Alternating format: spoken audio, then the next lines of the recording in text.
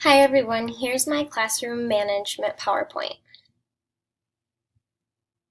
So to start off, for my philosophical beliefs, I believe that students need a place to go where they feel safe, included, valued, and have a relationship with a trusted adult. And I really want to stress that relationship between students and teachers.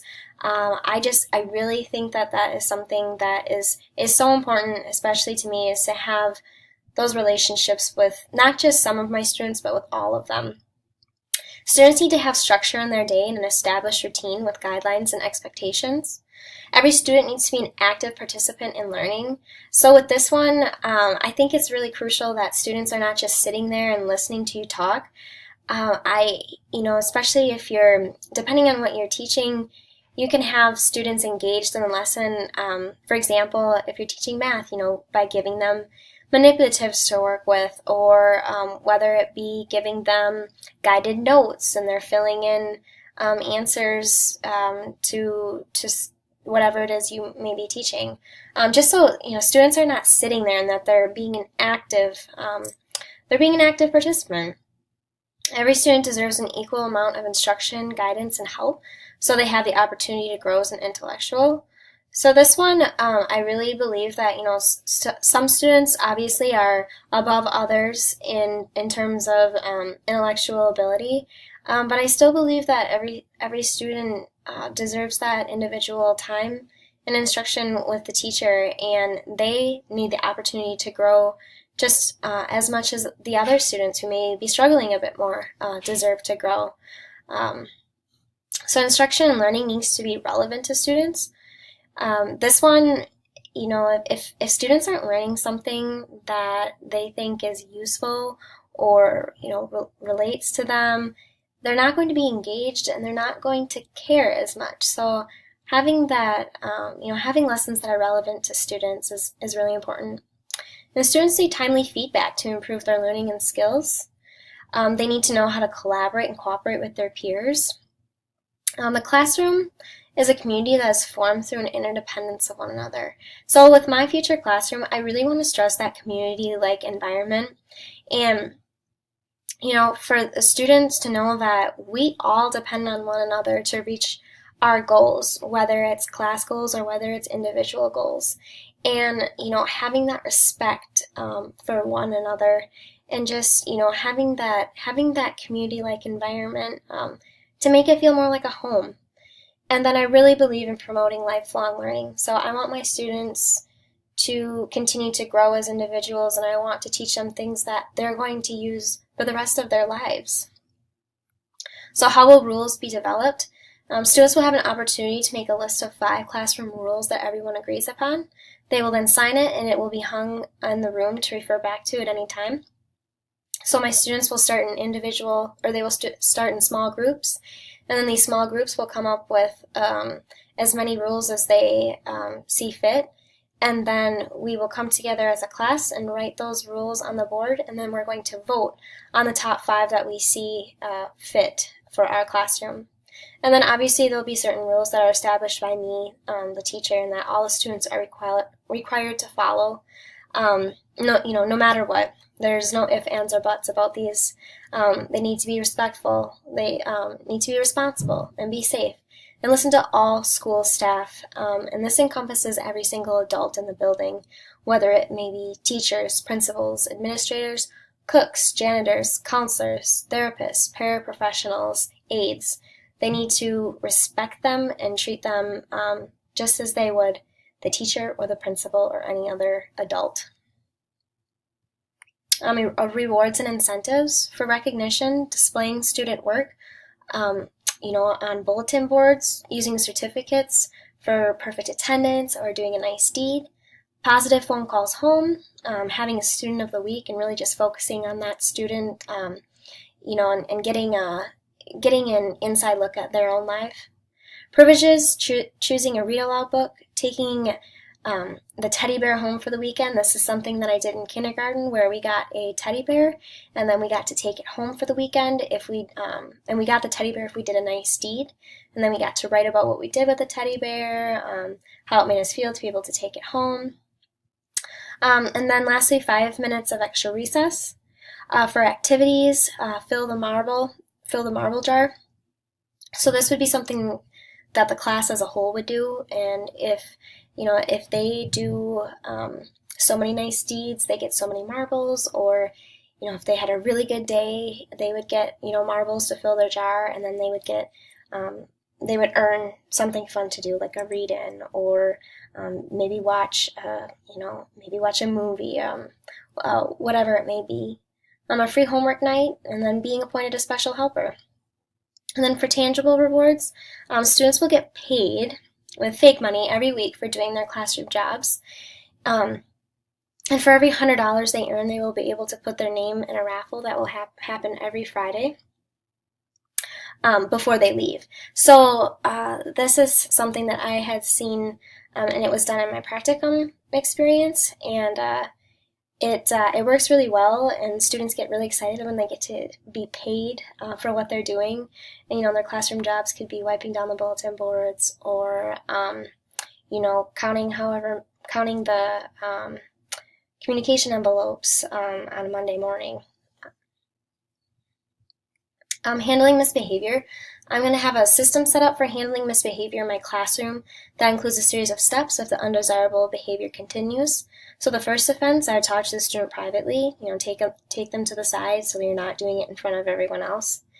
Second offense, I would have students take a break for a specified amount of time. Third offense, the student has a loss of privilege. This would be something like maybe staying behind for an extra couple of minutes at recess, or whatever the teacher sees fit at that time, depending on what the misbehavior was. Fourth offense, I'd have a call home to the parents. Then the other behavioral management strategies that will be used by me are proximity, nonverbal cues, and redirection. Communication with parents. So parents would get a weekly newsletter that is sent home with students on Friday, telling the parents about what happened that week, and then what will be coming up in the next week, and maybe a couple really important things that are going to happen that month.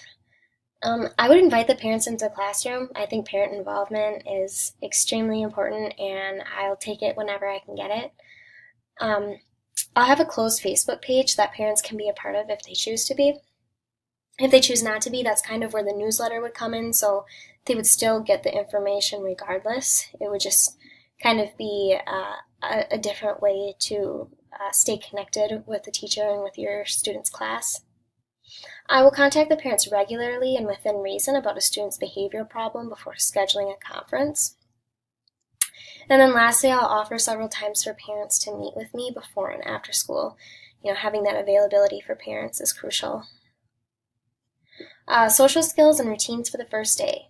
So communicating expectations to students about appropriate behavior, stating what is appropriate and what isn't, going over routines and having visual aids, especially the visual aids for the really young ones, for like kindergartners, first graders, and even second graders. They need those visual aids. Modeling procedures and having students practice them. The teacher can model them, and then the student should practice them, and practice them again. And having rules set in place for the first day and making the classroom rules together.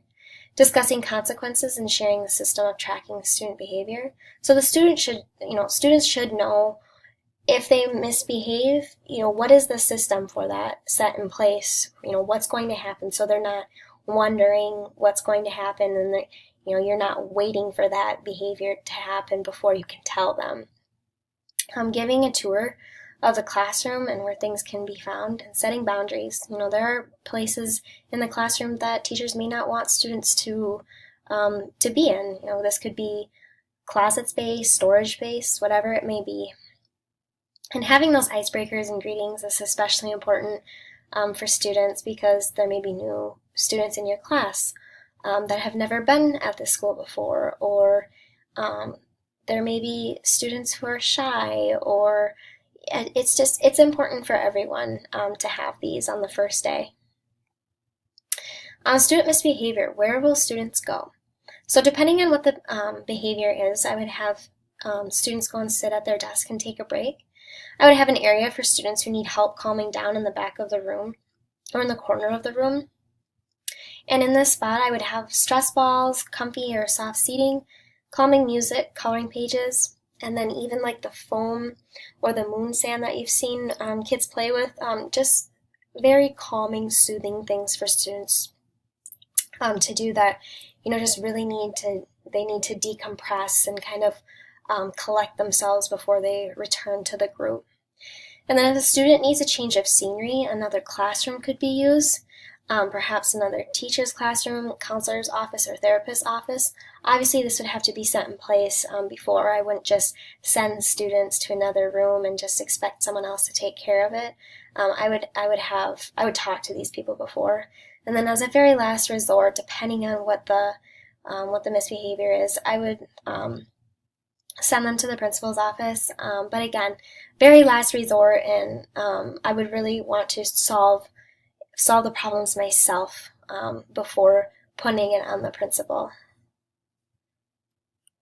And then language management. So for the teacher's language management, I would talk to students as if their parents are in the room. I would use positive language and keep away from the negatives. And then I really liked some of what I've learned about the love and logic. Instead of saying things like, sit down, we're starting now, saying, I'll start as soon as you are ready.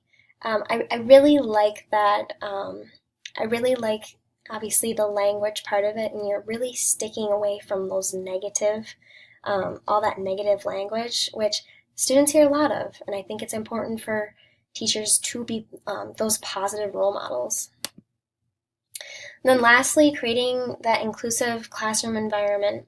I would have a student of the week, as said before. I think every student deserves that spotlight time and for everyone to get to know one another.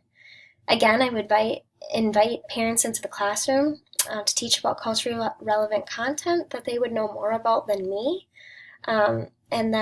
or they have personal experience with. Obviously, we all come from different backgrounds, we all come from different experiences, and I would love to have parents or guardians come in and talk to my class about it. Culturally relevant lessons, reading books that represent different cultures, teaching and singing songs from different cultures, being aware of and sensitive to the cultures and beliefs of students that are in the classroom. So some cultures, it's disrespectful to look them in the eye. So knowing that ahead of time and being aware of that is really important. And then lastly, language. There's a lot of, kids come from a lot of different backgrounds, and they're speaking, a lot of languages other than English as their first language. So even knowing a couple of phrases of a student's language can really make them feel a lot more comfortable. And so that is my presentation. I hope you enjoyed it. Thank you.